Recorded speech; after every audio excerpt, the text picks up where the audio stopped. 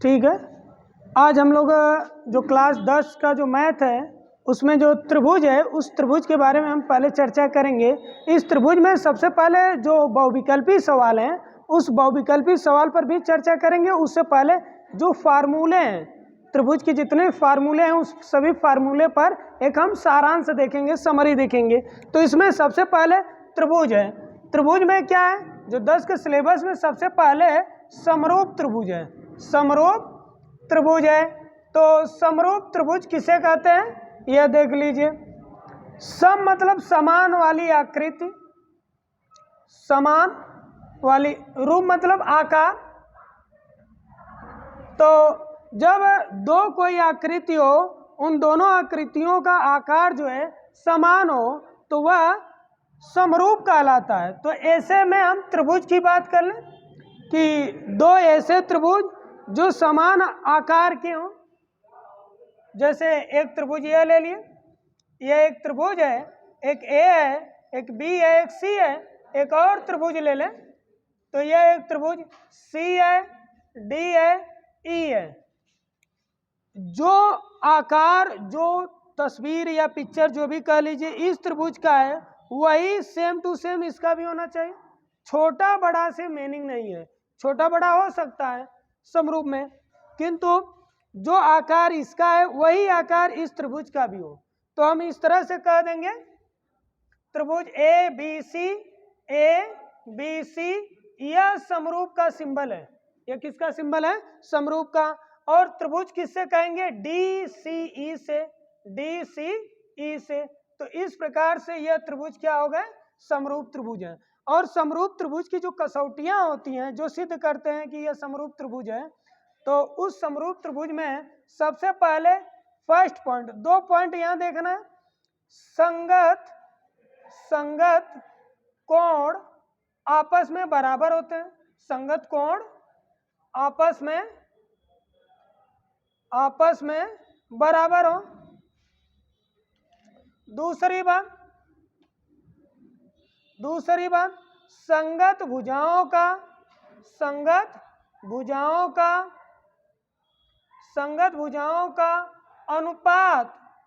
अनुपात एक ही हो। जो ये संगत भुजाओं का अनुपात एक ही हो, इसको दूसरे भाषा में हम कह सकते हैं कि संगत भुजाओं का अनुपात समानुपाती हो। इसको समानुपाती भी कह सकते हैं, समानुपाती कह सकते हैं। अगर दो त्रिभुज में यह दोनों में से अगर यह संगत कोण आपस में बराबर हो जाए और या संगत भुजाओं का अनुपात एक ही हो जाए तो यह त्रिभुज जो है समरूप त्रिभुज हो जाएंगे। यह तो शाब्दिक अर्थ है, यह जो है शाब्दिक अर्थ है। शाब्दिक अर्थ मतलब शब्द का अर्थ है कि समान आकार वाले आकृतियां समरूप कहलाते हैं। तो यहाँ त्रिभुज की बात हो जाए तो दो त्रिभुज समान आकार के हैं तो वे समरूप त्रिभुज कहलाएंगे। किंतु हम जो डिफिनीशन में समरूप त्रिभुज की बात कही गई है तो उसमें 2 बात कही गई है। एक संगत कोण आपस में बराबर हो, एक संगत भुजाओं का अनुपात एक ही हो अर्थात समानुपाती हो। इस तरह से हम समरूप त्रिभुज के बारे में हम बता सकते हैं। किंतु अगर समरूप त्रिभुज अगर हमें सिद्ध करना है कि यह समरूप त्रिभुज है तो कुछ कसौटियां हैं। एंगल अगर है तभी वह समरूप त्रिभुज हो जाएगा। एंगल साइड एंगल होगा तभी वह समरूप त्रिभुज हो जाएगा। साइड रहेगा तभी वह दोनों त्रिभुज क्या हो जाएंगे, समरूप हो जाएंगे। साइड एंगल साइड होगा तभी। इस तरह से कसौटियां हैं। अगर हम पालन करवा रहे हैं तो वे त्रिभुज समरूप त्रिभुज के अंतर्गत आ जाएंगे। तो यह पहला डिफिनीशन है जो आप लोगों को याद होना चाहिए, ठीक ना। चलिए इसको नोट कर लीजिए। भाई इसको पुश करो, कट नहीं, पुश करो।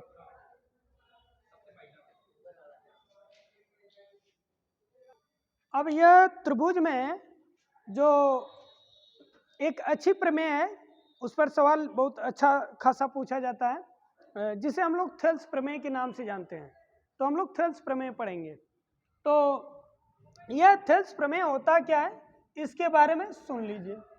थेल्स प्रमेय, थेल्स प्रमेय। यह थेल्स प्रमेय होता क्या है, इसके बारे में सुनिएगा ध्यान से। यह बहुत महत्वपूर्ण प्रमेय है 10 के हिसाब से, और इससे ज़्यादा प्रश्न पूछा जाता है, ठीक ना। तो इसमें देखिए क्या कहा गया है थेल्स प्रमेय में।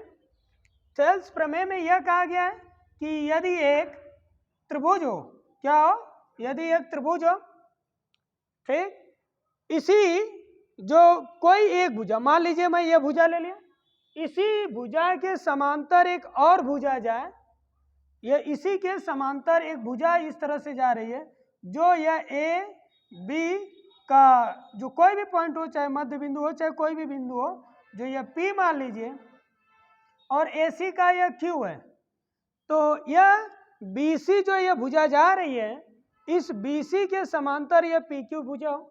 बी सी के समांतर क्या हो, बी सी समांतर पी क्यू हो। तो यह और यह साइड, दोनों साइड कैसे हैं, समांतर हो, ठीक ना।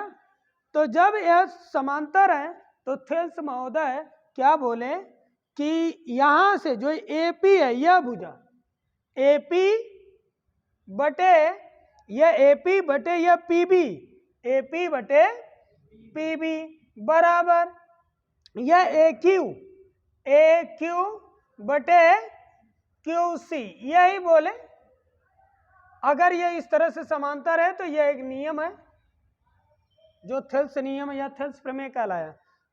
तो इसे नोट कर लीजिए संक्षिप्त में।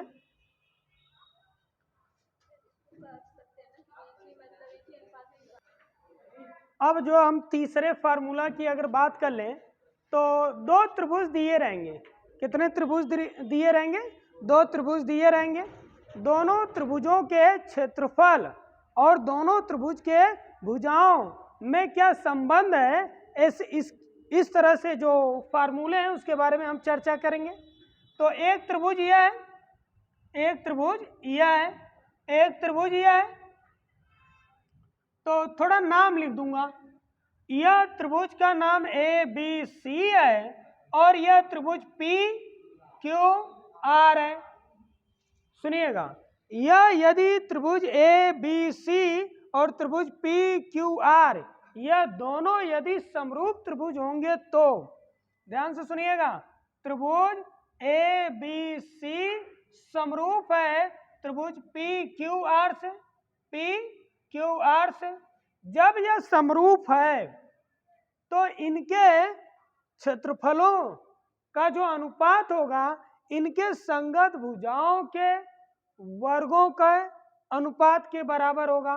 तो हम इस तरह कह दें, ये फॉर्मूला लिख रहा हूं, त्रिभुज ए बी सी का क्षेत्रफल, क्षेत्रफल को यहां एरिया दर्शा दिया, बटे इसका एरिया त्रिभुज पी क्यू आर का, पी क्यू आर का क्षेत्रफल, तो एरिया हो गया। अब सुनिए, संगत भुजा, अब बताया था ना, संगत भुजा के लिए जैसे होता क्या है कि यदि इस क्रम में दिया है कि यह समरूप है तो यह पहला और यह दूसरा, यह पहला लेंगे और यह दूसरा, तो ए बी होगा। उसी तरह यह पहला और दूसरा लेंगे, पी क्यू लेंगे, इससे यह क्या होगा, संगत होगा। तो इसके वर्ग का अनुपात होता है इस तरह से।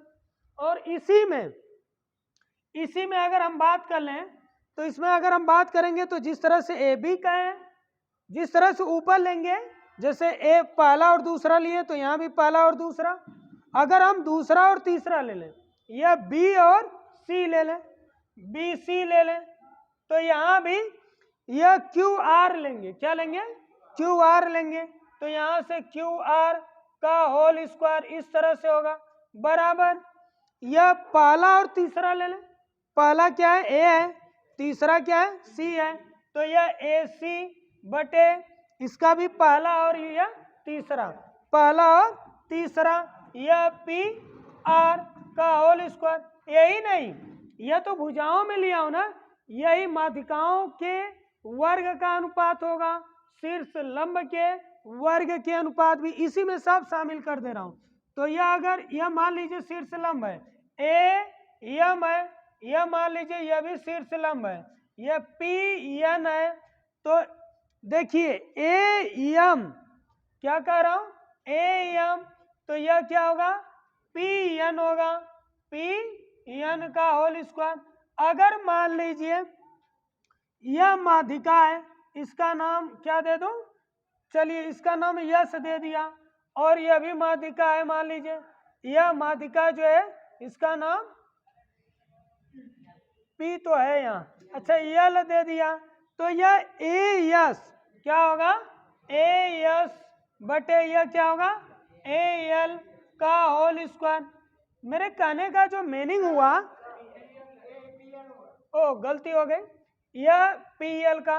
अब मेरे कहने का जो मीनिंग हो रहा है, इसको हम इतना बड़ा करके नहीं देखेंगे, इसको और संक्षिप्त रूप में देखेंगे। तो संक्षिप्त रूप में जो आएगा तो वह संक्षिप्त रूप यहां लिख रहा हूं। तो जैसे इस त्रिभुज ए का, सुनिएगा, इसका एरिया को टोटल A1 कह दूं, इसके एरिया को क्या कह रहा हूं, टोटल A1 कह रहा हूं, और इसके एरिया को A2 कह रहा हूं। तो A1 बटे A2 बराबर इसका संगत भुजा यक्स मान लिया, इसमें संगत भुजा यक्स मान लिया या यक्स1 मान लिया, इसकी संगत भुजा इससे, तो इसकी भुजा यक्स1 है, और इससे संगत इसमें वह यक्स2 मान लिया, इसकी भुजा यक्स1 है और इसकी भुजा क्या है, यक्स2। यह भुजा के रूप में तीनों भुजा भी हो सकता है, या तो माध्यिका भी हो सकती है, या शीर्ष लंब हो सकती है। तो इस तरह से लिखकर का होल स्क्वायर लगा देंगे, तो डायरेक्ट इस तरह से हम याद कर लेंगे। मतलब पहले त्रिभुज का क्षेत्रफल बटे दूसरे त्रिभुज का क्षेत्रफल बराबर इसमें पहले त्रिभुज की भुजा बटे संगत दूसरे त्रिभुज की भुजा का वर्ग, इसका मीनिंग यह हुआ। तो आप बस यही याद कर लीजिए, तभी चल जाएगा। एक साथ ये सभी थोड़ा ना लगेंगे, इसके साथ यह लग जाएगा, या तो इसके साथ यह लग जाएगा, या इसके साथ यह लगेगा, कोई ना कोई लगेगा, ठीक ना। इसे आप लोग लिख लीजिए। सुनिएगा, अब हम अगले जो बात करेंगे, तो वह जो त्रिभुज रहेगा, उस त्रिभुज में वह जो त्रिभुज रहेगा वह त्रिभुज समकोण त्रिभुज रहेगा। तो जैसे यहां देखिए, यह ध्यान से सुन लीजिएगा, यह एक त्रिभुज क्या है, समरूप त्रिभुज है। ओ गलत बोल दिया, यह जो त्रिभुज है यह समकोण त्रिभुज है। यह कैसा त्रिभुज है, समकोण त्रिभुज है। तो जब यह समकोण त्रिभुज है, तो इसका जैसे ए बी सी, तो समकोण त्रिभुज है, तो यह 90 अंश का कोण बनाएगा। इसमें एक अच्छी बात बोली गई है, ध्यान से सुनिएगा आप लोग। यह बी से, किससे, बी से AC पर लंब डाल दिया जाए, तो बी से AC पर क्या डाला गया है, लंब डाला गया है, तो यह 90 डिग्री कोण बनेगा। तो यह जैसे बी से AC पर लंब डाल रहे हैं, तो मान लीजिए यह पॉइंट जो है वह यम है। कैसा पॉइंट है, यम पॉइंट है। तो यहाँ तीन त्रिभुज इसमें होंगे। देखिए, एक त्रिभुज यह होगा, एक त्रिभुज यह होगा, एक पूरा बड़ा वाला त्रिभुज जो पहले बनाया था, ठीक ना। इसमें टोटल त्रिभुजों की संख्या 3 है, तो 3 त्रिभुज है। तो सबसे बड़ी बात जो इसका निष्कर्ष जो निकला, उसमें यह बोला गया है कि तीनों त्रिभुज आपस में समरूप होते हैं। यही थ्योरी में कही गई है कि तीनों, इससे यह समरूप होगा, इससे पूरा बड़ा वाला त्रिभुज समरूप होगा, इससे भी पूरा बड़ा वाला त्रिभुज समरूप होगा। मतलब यहां अगर कह दिया जाए, तो पहली बात कि यह त्रिभुज 1 है, यह 2 है, और पूरा त्रिभुज जो बड़ा वाला त्रिभुज है वह 3 है। तो एक वाला दूसरे वाले त्रिभुज से समरूप होगा।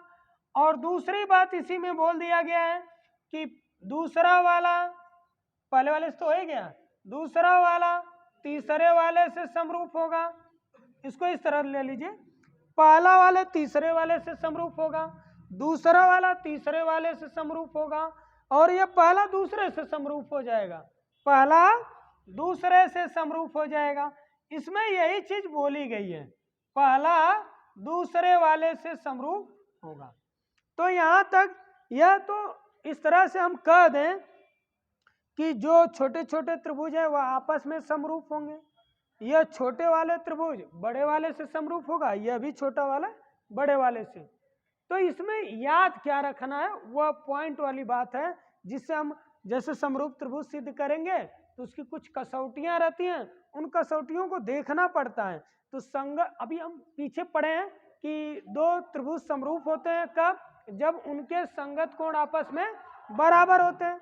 यदि उनके संगत कोण आपस में बराबर होंगे तभी वे त्रिभुज क्या होंगे, समरूप होंगे। तो संगत कोण बराबर होते हैं ना, तो यहाँ अगर हमें कोण को बराबर दिखाना पड़े तो ध्यान से सुनिएगा, जो यहाँ कोण बनता है हमेशा, स्टार लगा दे रहा हूं, यहाँ कोण जो बनेगा इस कोण से हमेशा बराबर होता है।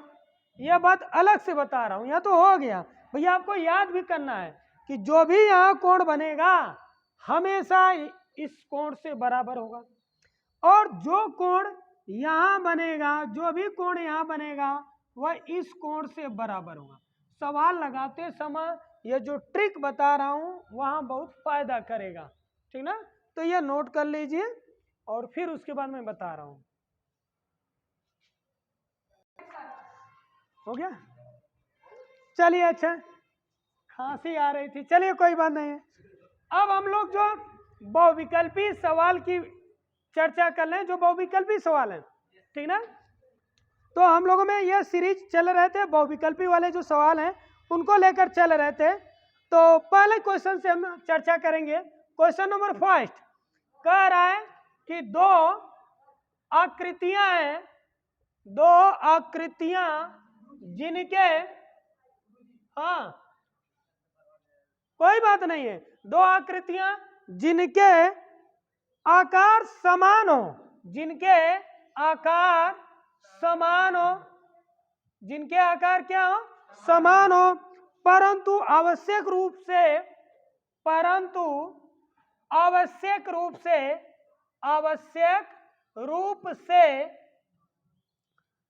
अमाप समान न हो, अमाप समान न हो, कहलाती हैं। क्या कहलाती हैं, ठीक ना, कहलाती। सुनिएगा, यह पहला सवाल है, बहुत अच्छा सवाल है। सुनिए, मैं यही आपको बताया हूं कि समरूप, क्या बताया हूं, समरूप। सम मतलब क्या हो, समान हो, सम मतलब समान हो, रूप मतलब आकार, रूप मतलब आकार। तो दो आकृतियां जिनके आकार समान हो, और यह भी बोला हूं कि वह उनके साइज में, अमाप मतलब साइज, अमाप मतलब साइज, उनके साइज समान ना हो, समान हो भी सकता है, समान नहीं भी हो सकता है, दोनों परिस्थिति हो सकती है। सुनिएगा, तो दोनों, या जो साइज जो है समान ना हो, समान हो चाहे ना हो, साइज से हमें नहीं मतलब है, बस क्या मतलब है कि दो आकृतियां जिनके आकार क्या हो, समान हो, तो समरूप कहलाते हैं। क्या कहलाते हैं, समरूप। अब जिस विकल्प में समरूप रहेगा उसी विकल्प पर ट्रिक लगाएंगे। तो तीसरे वाले विकल्प में, सी वाले विकल्प में क्या लिखा है, समरूप लिखा है, तो समरूप आकृति होगा, आंसर क्या होगा, समरूप। तो यह याद कर लीजिएगा, दो आकृतियां जिनके आकार समान होते हैं वे समरूप कहलाते हैं। कैसे आकृति कहलाएंगे, समरूप कहलाएंगे, समझ में आए।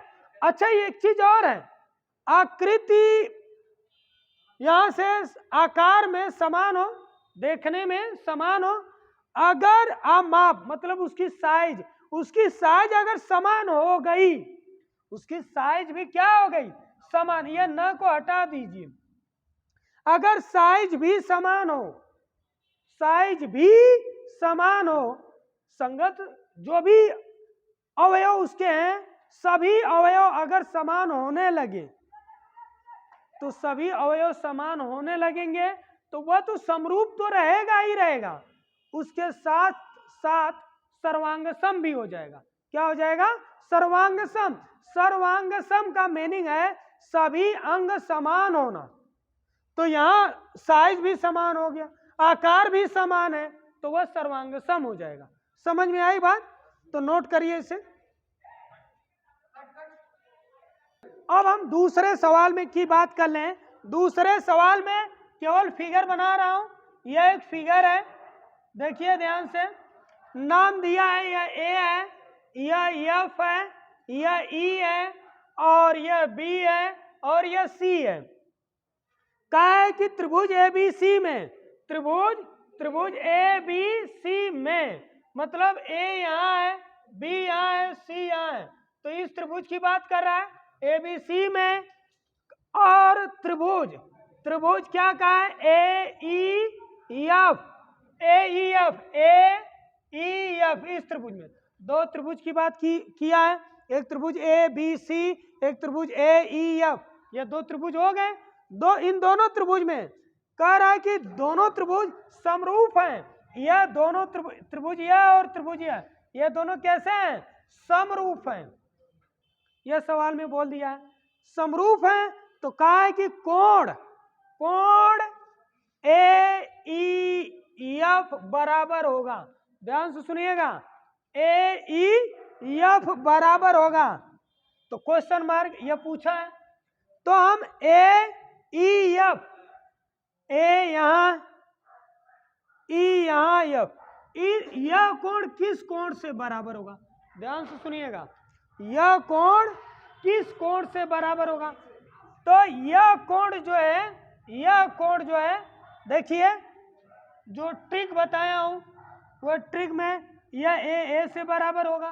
ट्रिक की बात कर लो, पहला पहले से बराबर होता है, दूसरा दूसरे से बराबर होता है, तीसरा तीसरे से बराबर।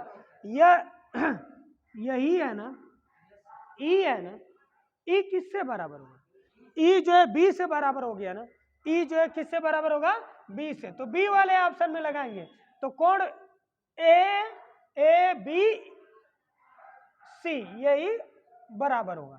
तो यह ऑप्शन रहेगा, इसको भी नोट कर लीजिए। अब इसमें जो तीसरा सवाल है, कौन सा सवाल है, तीसरा सवाल है।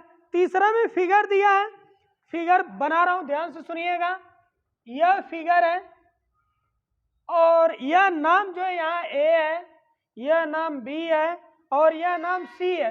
एक भुजा इस तरह से आई है और यह डी है। तो सवाल में यह 6 सेंटीमीटर दिया है और यह 5 सेंटीमीटर दिया है।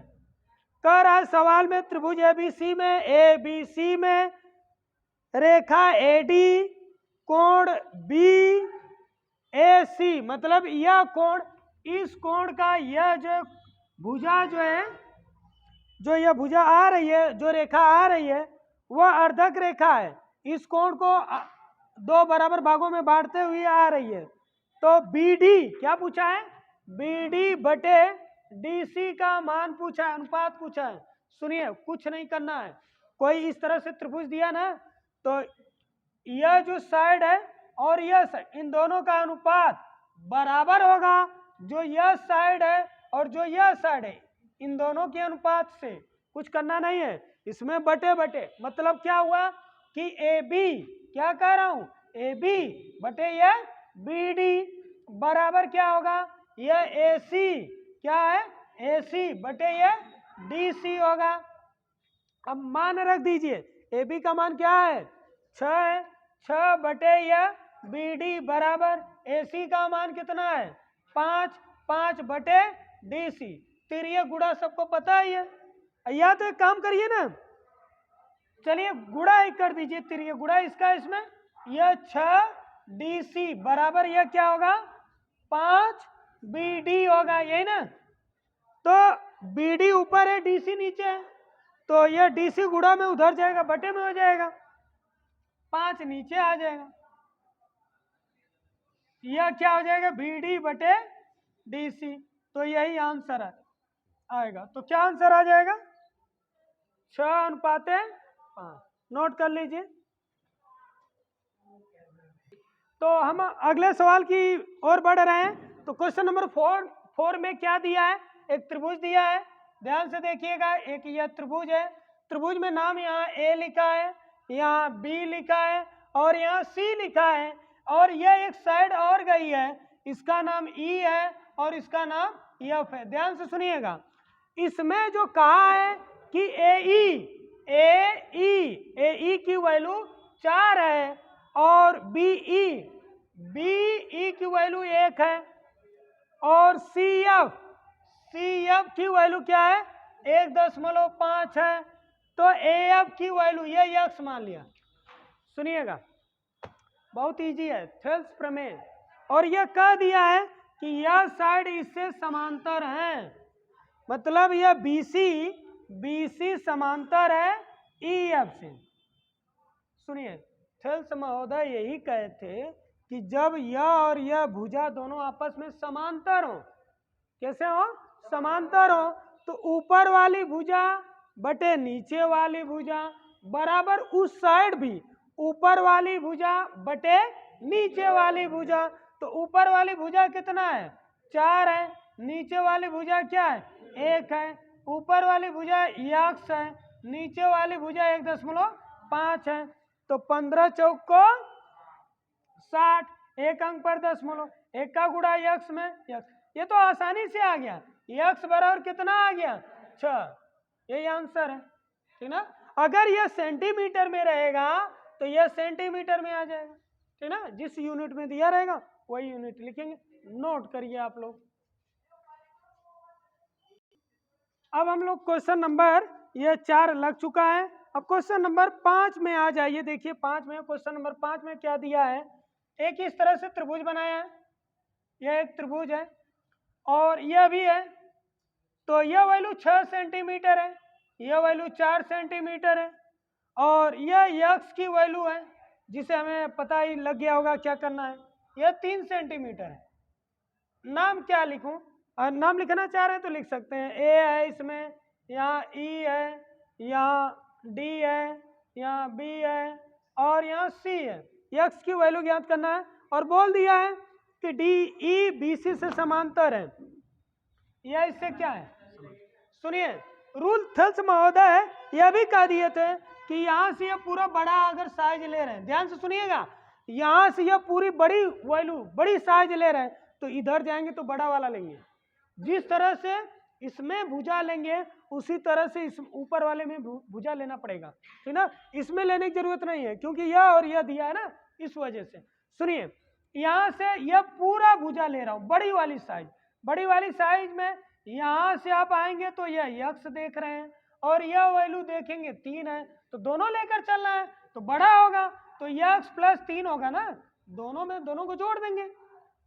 यह बड़ा लिए ना तो उसी तरह यह बड़ा वाला आएगा, ये छोटा नहीं लेंगे, उसी तरह से यह बड़ा लेंगे। और बड़ा में क्या है 6 है तो बटे 6 होगा बराबर, यह अब छोटा वाला अगर हम ले रहे हैं, छोटा वाला यक्स है तो यह छोटा वाला लेंगे, छोटा वाला क्या है 4 है। अब तीर गुणा कर लें तो 6 का गुणा यक्स में 6 यक्स होगा, 4 का गुणा इसमें 4 यक्स, 4 का गुणा 3 में 4 3 12, 6 यक्स तो यही लिखे, 4 यक्स इधर आएगा तो -4 यक्स बराबर कितना 12, 6 में से 4 जाएगा तो कितना आएगा 2 यक्स आएगा, 6 में से 4 जाएगा 2 यक्स बराबर क्या लिखेंगे 12 लिखेंगे, 2 से काटूंगा 2 6 12, तो यक्स की value 6। This is required solution of this question, note कर लीजिए। क्वेश्चन नंबर 6 में हम लोग देखेंगे, 6 में क्या है, एकदम सेम सवाल है, कुछ दम नहीं है इसमें, तो बस फिगर को इस तरह कर दिया है कि यह एक त्रिभुज है, त्रिभुज में यह ए है, यह बी है, यह सी है, यहाँ से यह डी है, यहाँ से यह ई है, इसकी वैल्यू जो है 3 सेंटीमीटर है और इसकी वैल्यू 4 सेंटीमीटर है, यह 6 सेंटीमीटर है, तो कहा है BC का मान, BC है, इसको मैं यक्स मान लिया, ठीक ना। कहा है कि BC का मान ज्ञात कीजिए, जबकि यह और यह दोनों समांतर है, तो सिंपल वे में कहा था कि यह वैल्यू अगर हम 3 ले रहे हैं तो यह छोटा लिए तो यह भी छोटा ले लें, 3/6 बराबर। अब पूरा बड़ा लेंगे तो बड़ा में 3 और 4 दोनों आ जाएंगे, 3 घन 4 दोनों आ जाएगा, तो यह बड़ा में क्या आएगा यक्स आएगा, ठीक ना, बहुत सिंपल है। 3 एक नम 3, 3 दूना 6, यह 1/2 लिखेंगे यह क्या आएगा 4 3 7 बटे यक्स, यह यक्स का गुणा 1 में यक्स और 2 का गुणा 7 में 14, तो 14 सेंटीमीटर ये क्या आ जाएगा, आंसर आ जाएगा। बहुत सिंपल है, ऐसा एक क्वेश्चन आएगा एग्जाम में, बहुत ही महत्वपूर्ण है यह सवाल, नोट कर लीजिए। क्वेश्चन नंबर 7 में इसमें भाषा पर आधारित क्वेश्चन लिखा है, तो उस भाषा को हम पहले लिखेंगे और ध्यान से देखिएगा अभी। 2 समरूप त्रिभुज, ये क्वेश्चन नंबर 7 है। 2 समरूप त्रिभुजों का क्षेत्रफल कितना है, 32 वर्ग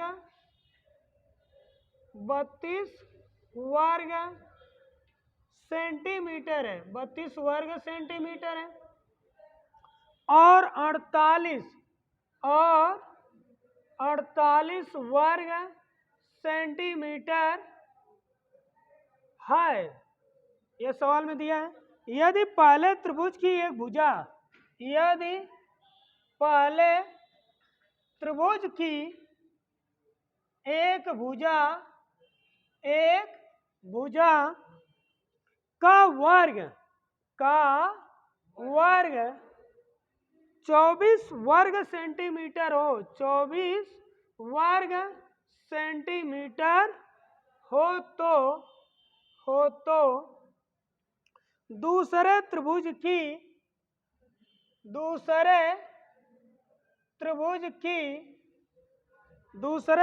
की संगत भुजा का वर्ग होगा, दूसरे त्रिभुज की संगत भुजा का वर्ग होगा। वर्ग के ही रूप में पूछ लिया है, वर्ग दूसरे त्रिभुज की संगत भुजा का वर्ग होगा। हाँ, स्क्वायर के रूप में ही पूछा है, तो मैं जो छोटा वाला फार्मूला लिखा था उसी का यूज करूंगा। जो a1 बटे a2 लिखा था बराबर x1 का वर्ग बटे x2 का वर्ग। यह देखिए a1 कह रहा है कि 2 समरूप त्रिभुजों का क्षेत्रफल, तो 2 समरूप त्रिभुज है, एक a1 होगा, एक क्या होगा, a2 होगा, तो दोनों का क्षेत्रफल एक का 32 है, तो a1 की जगह 32 लिखा। कह रहा है और 48 वर्ग दूसरे का 48 है बटे 48 बराबर ये दिया है। यदि पहले त्रिभुज की एक भुजा का वर्ग, यह वर्ग के ही रूप में दिया है, यह संपूर्ण दे दिया है, 24 है, तो दूसरे त्रिभुज का वर्ग क्या होगा, इसी रूप में पूछा है, x2 नहीं पूछा है, x2 का वर्ग ही पूछा है। तो क्या करना है, 8 से कटेगा, 8 चौको 32, 8 चौको 32, 8 छक 48, 4 छक 24, 4 छक 24, यह एक बचा। तो यहां से देखिए x स्क्वायर का गुणा 1 में x2 का स्क्वायर, यह 6 का गुणा 36, तो यही आंसर आएगा। यह स्क्वायर उधर नहीं ले जाएंगे, क्यों नहीं ले जाएंगे, कहा कि वर्ग होगा दूसरे त्रिभुज की संगत भुजा का वर्ग, संगत भुजा का वर्ग यही है, दूसरे त्रिभुज की संगत भुजा x2 है का वर्ग ही पूछा है, तो वर्ग वही आएगा। ऐसा नहीं कि वर्ग उधर लेकर चले जाएंगे, बस यही 36 आएगा, जो आपका यही सोल्यूशन है, नोट कर लीजिए।